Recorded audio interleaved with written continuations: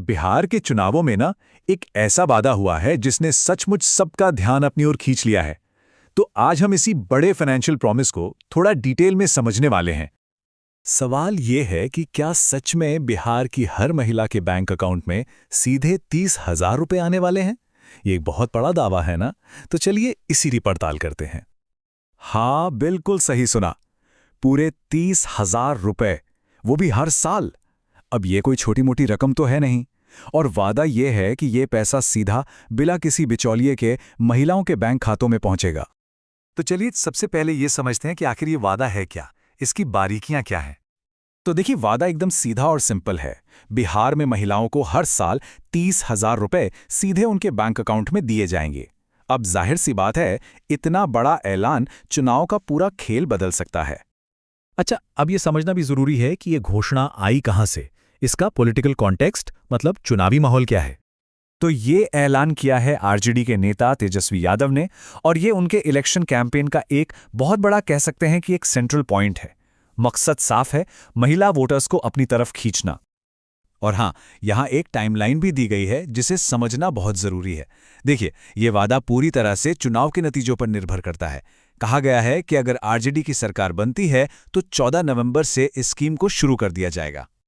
चलिए अब थोड़ा और डीप डाइव करते हैं और इस स्कीम को ही समझते हैं, जिसका एक नाम भी दिया गया है। इस स्कीम का नाम रखा गया है माई बहन मान योजना। नाम से पता चल रहा है ना कि इसका मकसद माताओं और बहनों को एक तरह का सम्मान देना है, एक वित्तीय सम्मान। और अपने वादे पर जोर देने के लिए एक स्लोगन भी खूब इस्तेमाल हो रहा है, तेजस्वी जो कहता है वो करता है। ये लाइन बेसिकली वोटर्स में एक भरोसा जगाने की कोशिश है कि ये सिर्फ चुनावी जुमला नहीं है, इसे पूरा किया जाएगा। अच्छा, अब आते हैं पेमेंट के तरीके पर। ये जो 30,000 रुपये सालाना की बात हो रही है, ये एक साथ नहीं मिलेंगे। इसे हर महीने 2,500 रुपये की किश्तों में दिया जाएगा। मतलब हर महीने अकाउंट में 2,500 रुपये आएंगे। ठीक है, तो अब सबसे जरूरी सवाल कि इस स्कीम का फायदा मिलेगा किसे, मतलब कौन कौन इसके लिए एलिजिबल होगा। तो देखिए, इसके लिए 3 बहुत ही सीधी सी शर्तें रखी गई हैं। पहली कि लाभार्थी महिला होनी चाहिए। दूसरी, वो बिहार की ही रहने वाली हों, मतलब निवासी हों। और तीसरी, उनकी उम्र 18 से 60 साल के बीच होनी चाहिए।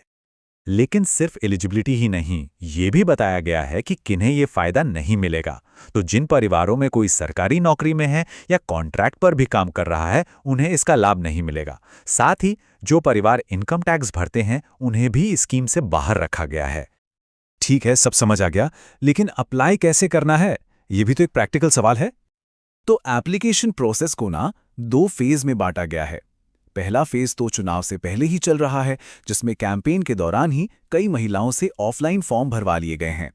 और दूसरा फेज आएगा चुनाव के बाद। अगर सरकार बन जाती है तो जो महिलाएं रह गई हैं, उन्हें अप्लाई करने का एक और मौका दिया जाएगा।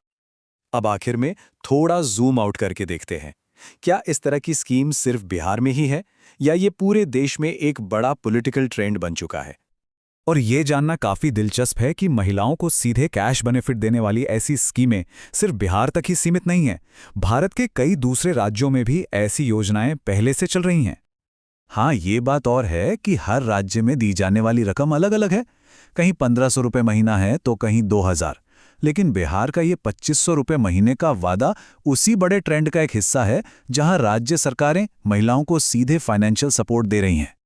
तो ये सब देखकर एक सवाल मन में जरूर आता है कि क्या इस तरह की योजनाएं सच में महिला सशक्तिकरण का एक जरिया है, या फिर ये चुनाव जीतने की एक मॉडर्न स्ट्रैटेजी बन गई है।